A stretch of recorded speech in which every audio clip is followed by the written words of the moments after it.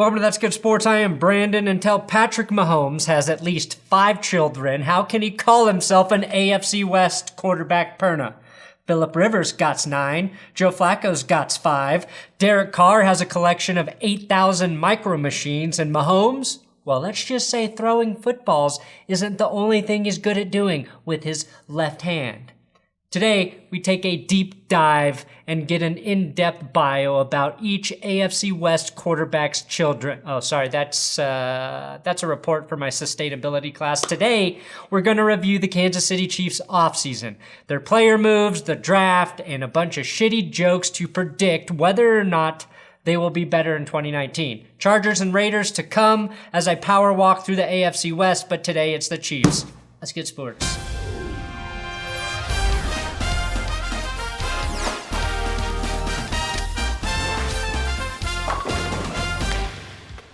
Please subscribe to this YouTube channel. I will have my Patreon shoutouts at the end, but right now I want to thank Scentbird for sponsoring today's episode of That's Good Sports. Scentbird is a monthly subscription service that gives you the opportunity to sample over 600 colognes and skincare products. Yes!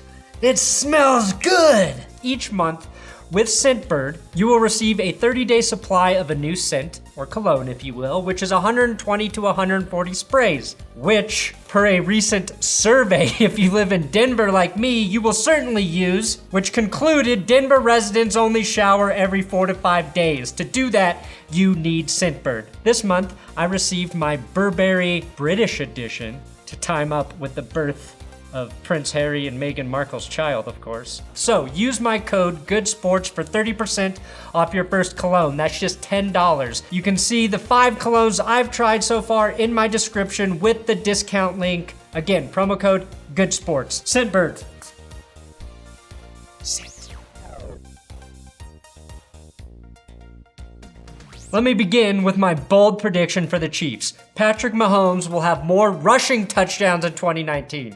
He had just 2 last season, which I was very surprised by.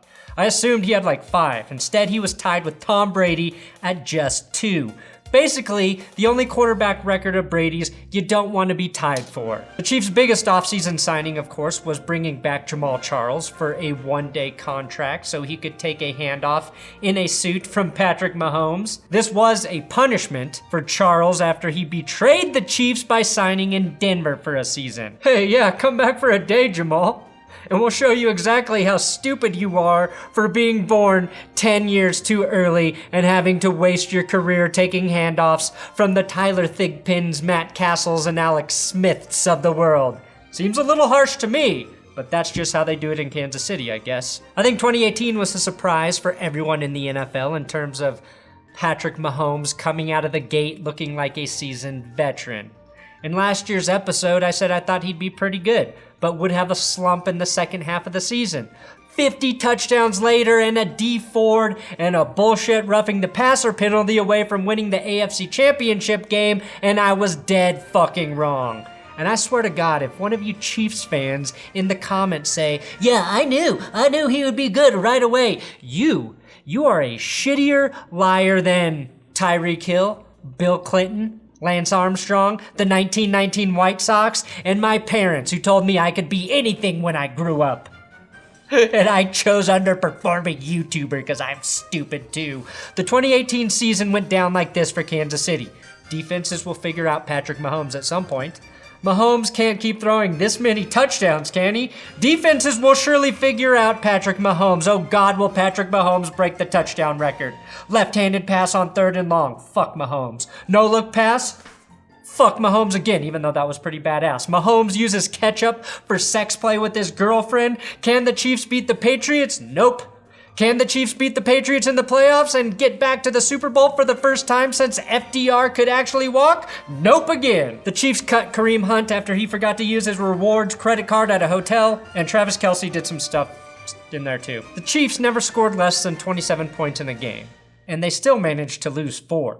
Saying Kansas City's defense was atrocious is an understatement, and frankly embarrassing for every coach in the Kansas City locker room. After firing defensive coordinator Bob Sutton, Andy Reid said Bob is a good coach and a good person. Reid was about half wrong. He's a terrible fucking coach, and Reid's loyalty to him cost him his first real chance to get back to the Super Bowl since leaving Philly. Good thing you guys hired Steve Spagnuolo, who upon returning to the Giants as defensive coordinator in 2015, helped that defense rank dead last in the NFL, and followed it by seeing the Giants defense underperform every year. In 2012, Spagnuolo's defense in New Orleans gave up more rushing yards than any other team in NFL history. Steve did have success with the New York Giants Super Bowl team, which did know how to beat the Patriots. That's his silver lining, but was also stacked with talent. You cannot say the Chiefs' defense is stacked with talent at this point. And maybe Spaggy will be decent with a great offense, giving him the freedom to put his defense in position for turnovers. But as a Broncos fan, I loved this hiring for Kansas City because I thought it made their defense 0% better. Some of the key losses for the Chiefs include Justin Houston, Dee Ford, Eric Berry. We know that. Basically anyone who made the Chiefs defense good in 2016. 2016 was the last time Eric Berry really played any meaningful football. What he did against Gronk in the playoffs certainly wasn't meaningful. Other losses include center Mitch Morris, corner Steve Nelson, who signed with the Steelers, and based on the way they evaluate talent in the secondary, that was probably the right move, Kansas City. Also, wide receiver Chris Conley, tight end Demetrius Harris, and Jordan Devy, who betrayed you, Chiefs fans, and signed in Oakland. Shame on him. Shame on that backup lineman who looks like 1990s bizarro Ben Roethlisberger. And we're still waiting to find out whether or not Tyreek Hill will be on the roster by the start of the season. If they have any decency, he won't, outside of a total exoneration. But that takes away Kansas City's best offensive weapon. Sorry, I shouldn't use weapon and Hill in the same sentence. A playmaker. The Chiefs survived the loss of Kareem Hunt, but Tyreek Hill is the reason their deep and underneath passing game works so well, because he's able to stretch the field better than anyone else in the NFL right now. I will be curious to see what the offense looks like without Hill, if that is what ultimately comes to be.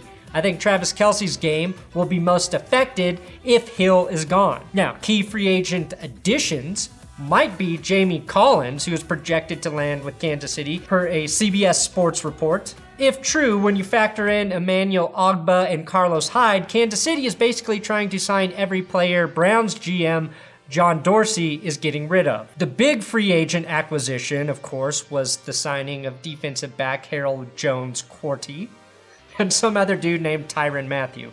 Linebacker Damien Wilson, defensive end Alex Okafor, AAF standout corner Keith Reeser, tight end Blake Bell, and outside linebacker Jeremy Atauchu, who hasn't seen significant playing time since 2015 with the Chargers. I already discussed the Frank Clark trade with great detail here, so you can watch that video, but we will see if giving up more to acquire him than simply paying Dee Ford was worth it over the next 2 to 3 seasons. If anything, you can conclude that the Chiefs didn't get enough in return for the Dee Ford trade. Now, looking at next season, possible breakout players for Kansas City could be running back Damien Williams. In a small sample size, with 51 carries in the regular season, he had a higher average per carry at 5.1 than Kareem Hunt, and he also scored 4 rushing touchdowns in that same time span. I like his potential to be a featured back, but I'm not sure how much they intend on using Carlos Hyde, which would affect Williams' breakout ability. Another guy to keep an eye on is DeMarcus Robinson, who will probably have a bigger role in the offense if Hill is gone. Robinson caught 22 passes for 288 yards and 4 touchdowns last season, including an 89-yard TD against the Raiders in the last game of the season.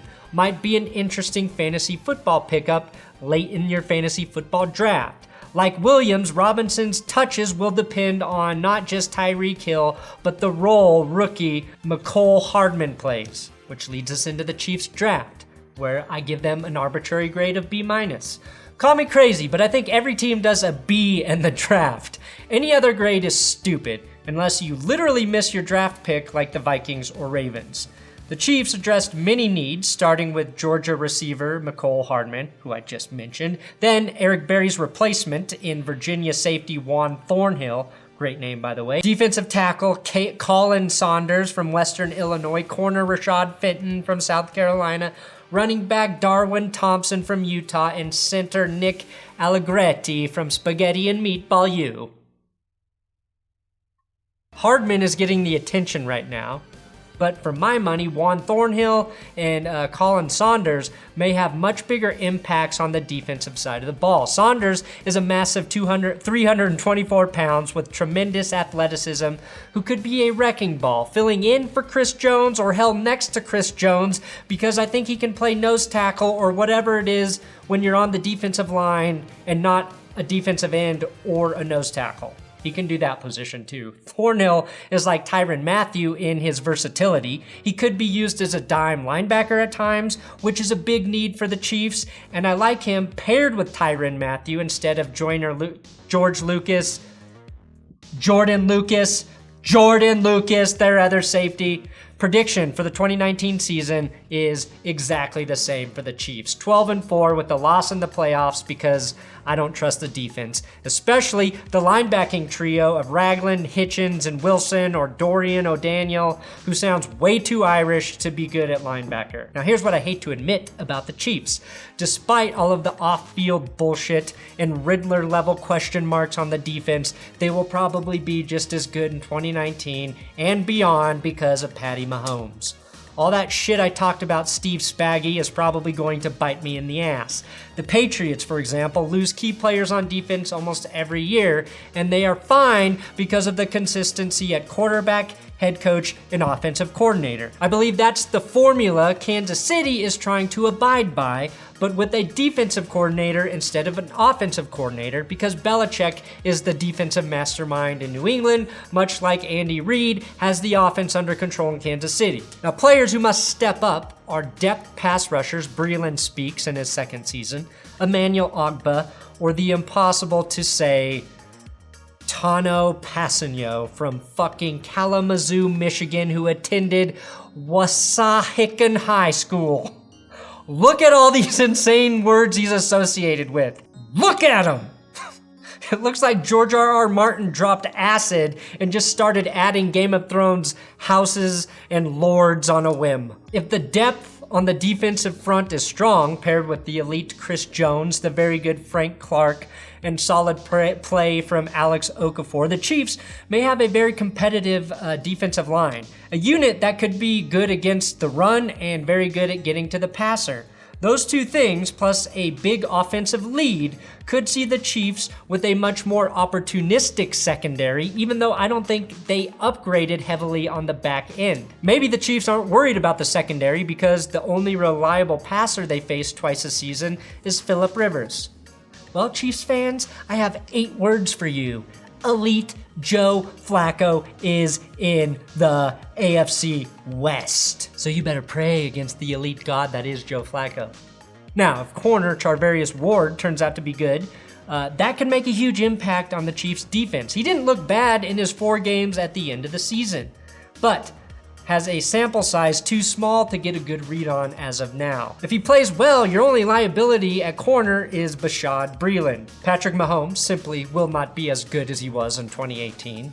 He threw 50 fucking touchdowns, so just ask Tom Brady how hard that is to do. Don't bother asking Peyton Manning because he easily threw 55 touchdowns in a season.